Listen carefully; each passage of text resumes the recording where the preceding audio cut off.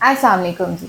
आज हम बात करेंगे पीएमआर एक्सरसाइज क्या होती है और इसको कैसे किया जाता है। जैसे कि आपने देखा होगा कि मेरी प्रीवियस वीडियोस में भी मैंने रिलैक्सेशन एक्सरसाइजेस का बताया था, जिसमें डीप ब्रीथिंग, पीएमआर और मेडिटेशन एक्सरसाइज थी। अब मैं आपको डिटेल में बताऊंगी कि पीएमआर एक्सरसाइज क्या होती है और इसको किस तरीके से किया जाता है। आप इस वीडियो को कंप्लीट देखिएगा ताकि आपको समझ आ सके कि किस तरह से इसको आपने अपने फुल बॉडी के हर पार्ट की एक्सरसाइज को करना है। इस एक्सरसाइज को स्टार्ट करने से पहले कुछ इंस्ट्रक्शंस होती हैं जिसको फॉलो करना पड़ता है। सबसे पहले आपने इस एक्सरसाइज को करने के लिए अपना एनवायरनमेंट देखना है कि आप जिस जगह पे बैठे हैं, जिस कमरे में बैठे हैं, वो पुरसुकून होना चाहिए। वहाँ पे किसी किस्म की डिस्ट्रैक्शन नहीं होनी चाहिए, कोई बाहर से आवाज़ें इतनी नहीं आनी चाहिए। कमरे का टेम्परेचर जो है वो अपने मौसम के अकॉर्डिंगली होना चाहिए। कमरे का एटमॉस्फेयर अच्छा होने के साथ साथ आपने इस चीज़ का भी ख्याल रखना है कि वहाँ पे बहुत ज़्यादा बाहर से आवाज़ें और शोर भी ना हो।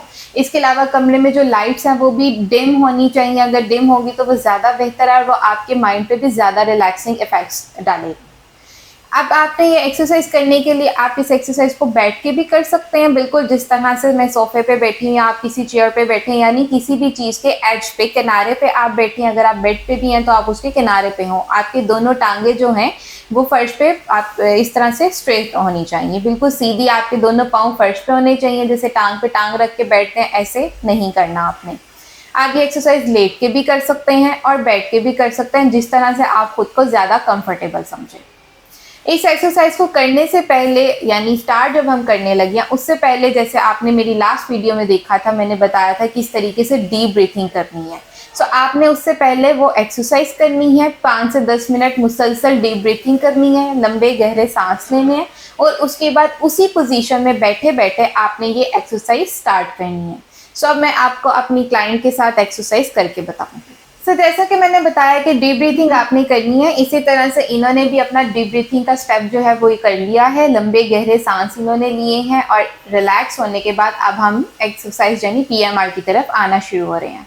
सबसे पहले आपने अपना हाथ जो है वो बिल्कुल सीधा करना है, इस तरह से, बिल्कुल इस तरह से सीधा करना है।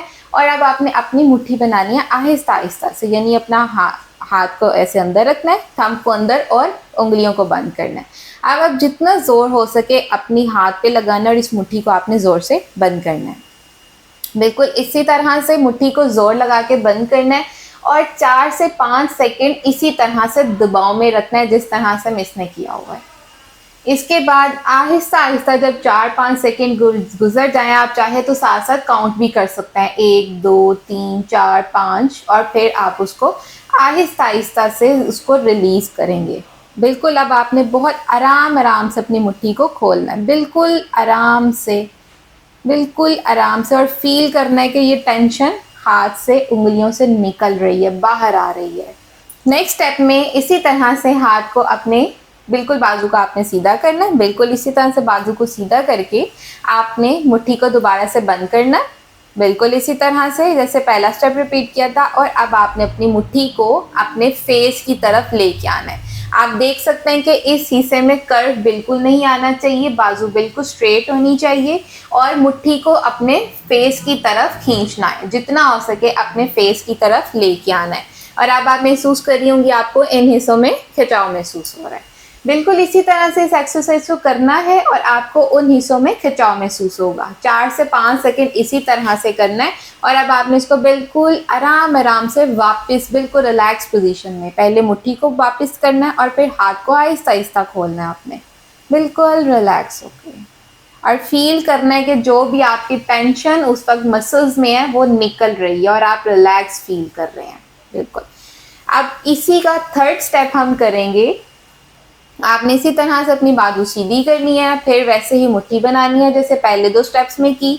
अब आपने मुट्ठी बना के अपनी मुट्ठी को अपने कंधे की तरफ लेके आना है, बिल्कुल इस तरह से, जितना हो सके कंधे की तरफ लेके आना है, इस तरह से। इसके बाद आपको अपने इन एरियाज में खिंचाव महसूस होता है। इसी तरह से 4 से 5 सेकेंड्स आपने खिंचाव देना है और उसको बिल्कुल वापस रिलैक्स पोजीशन में फिर से लेके आना है।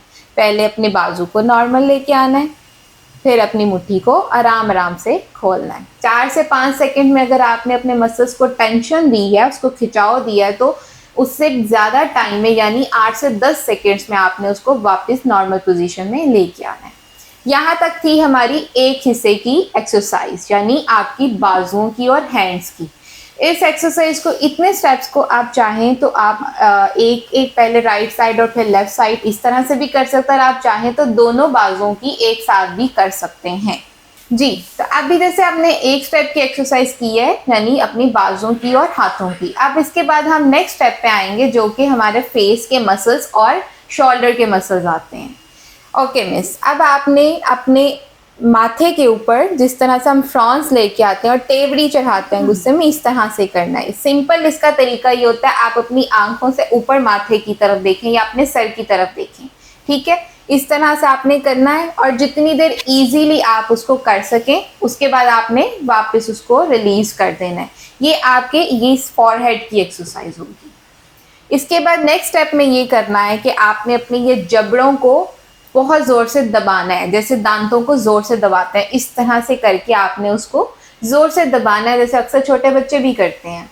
आपने इसको ज़ोर से दबा के रखना है 4 से 5 सेकेंड्स, और ये आपकी जबड़ों की और मुंह के अंदर की मसल्स की एक्सरसाइज होगी, और फिर उसको रिलैक्स पोजीशन में वापस लेकर आना है। इसके बाद नेक्स्ट स्टेप में ये होगा कि आपने अपनी ठोरी की एक्सरसाइज करनी है, अपनी चिन की। सो जितना हो सके इस चिन को आपने अपनी गर्दन के साथ लेके आना है, टच करना है। बहुत से लोग टच नहीं भी कर पाते, मगर जितना हो सके आपने अपनी चिन को गर्दन के साथ टच करना है, जिस तरह से इसने किया हुआ है। कुछ लोगों से नहीं भी हो पाता, लेकिन जितना हो सके वो गर्दन के पास उसको लेकर आए। और इसी तरह से अब आप नोट करेंगे कि मैं इसको भी पिछले हिस्सों में खिंचाव महसूस हो रहा होगा, यानी अपने बैक एरियाज में।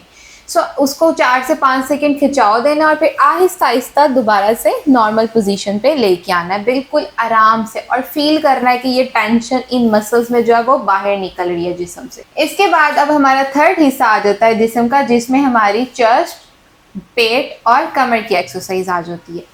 सो चेस्ट की एक्सरसाइज के लिए सिंपली आपने एक लंबा गहरा सांस लेना है, जैसे आप डीप ब्रीथिंग में भी लेते हैं। लंबा गहरा सांस लेना है आपने, यानी नाक से सांस अंदर लेके जाना है, उसको होल्ड करना है पेट में और मुंह से बाहर निकालना है। ये आपकी चेस्ट की एक्सरसाइज है। इसके बाद नेक्स्ट स्टेप में आपने अपने पेट की एक्सरसाइज करनी है, और पेट की एक्सरसाइज को करने का सिंपली तरीका यह है कि आपने अपने पेट को अंदर की तरफ खींचना है, बिल्कुल जैसे मिस ने किया हुआ। पेट अंदर की तरफ जितना हो सके आपने उसको अंदर लेके जाना है, और फिर उसको 4 से 5 सेकेंड इसी पोजीशन पे रख के आहिस्ता आहिस्ता उसको बाहर रिलीज करना है, बिल्कुल रिलैक्सिंग पोजीशन में आ जाना है। इसके बाद हमारी बैक की एक्सरसाइज आती है, और कमर की एक्सरसाइज को करने का भी तरीका इसी तरह से कि कमर को जितना हो सके पेट की तरफ लेके आना है, यानी बाहर की तरफ लेके आना है। पेट आपका बाहर आएगा और कमर आपकी अंदर की तरफ होना शुरू हो जाएगी। आपको लगेगा जैसे बिल्कुल स्ट्रेट हो गई है कमर और अंदर की तरफ आपकी आना शुरू हो गई है। और मिस भी महसूस कर रही होंगी कि पिछले हिस्से में सारी कमर में आपको टेंशन सी आती है, और फिर उसको रिलैक्स करना होता है, बिल्कुल रिलैक्स। अगर आप ये एक्सरसाइज लेट के कर रहे हैं तो लेट के करने का तरीका ये है कि आपका कमर जो है वो आप ऊपर उठाएं, यानी सारा आपका जिस्म जो है वो बेड के साथ ही लगेगा, लेकिन कमर वाला जो एरिया उसको आप बेड से ऊपर उठा रहे हैं। इतना आपका डिस्टेंस आ रहा है, उस गैप को रखना है और फिर उसको दोबारा नीचे पोजीशन पे लेके आना है जी। अब तक हमने 3 हिस्सों की एक्सरसाइज की है, यानी कि आर्म्स की, हैंड्स की, उसके बाद फेस के मसल्स की, और फिर चेस्ट और कमर और पेट की। अब हमारा लास्ट पार्ट आता है जिसमें हमारी लेग्स और पाँव की एक्सरसाइज आ जाती है। सो लेग्स की एक्सरसाइज करने के लिए सबसे पहले आपने टांग को बिल्कुल सीधा कर लेना है। स्ट्रेट करने के बाद आपने अपने घुटने को जितना हो सके अपनी चेस्ट की तरफ लेकर आना है, जिस तरह से आप वीडियो में देख रहे हैं। साथ साथ कि जितना हो सके घुटने को कर्व ले आके उसको चेस्ट के साथ टच करना है। कुछ लोग बिल्कुल उसको टच नहीं कर पाते हैं, लेकिन जितना हो सके आपसे आपने उसको अपनी चेस्ट की तरफ लेकर आना है, ताकि उसमें टेंशन आए, स्टिफनेस आए, और उसके बाद आपने उसको बिल्कुल रिलैक्स छोड़ देना है। इसके बाद जो सेकेंड स्टेप आता है टांग की एक्सरसाइज में, उसमें आपने ये करना है कि टांग को बिल्कुल स्ट्रेट करना है। आपके घुटने वाले हिस्से पे बिल्कुल कोई कर्व ना आए, उसको बिल्कुल सीधा रखना है, और अपने पाँव को और जो पाँव की उंगलियां होती हैं उसको अपने फेस की तरफ मोड़ना शुरू करना है। जैसे आप वीडियो में देख भी रहे हैं कि टांग आपकी बिल्कुल सीधी होनी चाहिए, और जितना हो सके उसको आपने अपने फेस की तरफ खींचना है। अब आपको अपने टांग के निचले हिस्से में टेंशन महसूस होगी और फिर इसी तरह से आपने उसको बिल्कुल रिलैक्स कर देना है। इसके बाद आखिरी स्टेप जो इस पूरी एक्सरसाइज का और टांग के हिस्से का आता है, उसमें आपने ये करना है कि अपनी टांग को बिल्कुल इसी तरह से सीधा रखना है जैसे इससे पहले स्टेप में किया, और टांग को बिल्कुल सीधा करके आपने अपनी पाँव की उंगलियों को आगे पीछे मूवमेंट देनी है, जैसे आप वीडियो में भी साथ साथ देख रहे हैं। 4 से 5 सेकेंड इसी तरह से आपने उंगलियों को मुसलसल मूवमेंट देनी है, हरकत देनी है, और उसके बाद उसको बिल्कुल रिलैक्स पोजीशन में छोड़ देनी है। जब ये एक्सरसाइज बिल्कुल मुकम्मल हो जाए, इसके बाद आपने फिर से चंद सेकेंड्स के लिए डीप ब्रीथिंग करनी है। 4 से 5 बार लंबा गहरा सांस लेना है और उसके बाद अपने आप को बिल्कुल रिलैक्स फील करना शुरू कर देना है। तो मैं उम्मीद करती हूँ कि आपको आज की एक्सरसाइज में बहुत अच्छे से पीएमआर एक्सरसाइज की समझ आई होगी। अगर स्टिल किसी को कोई कंफ्यूजन है या किसी स्टेप की समझ नहीं आई तो आप कमेंट सेक्शन में पूछ सकते हैं। Thank you.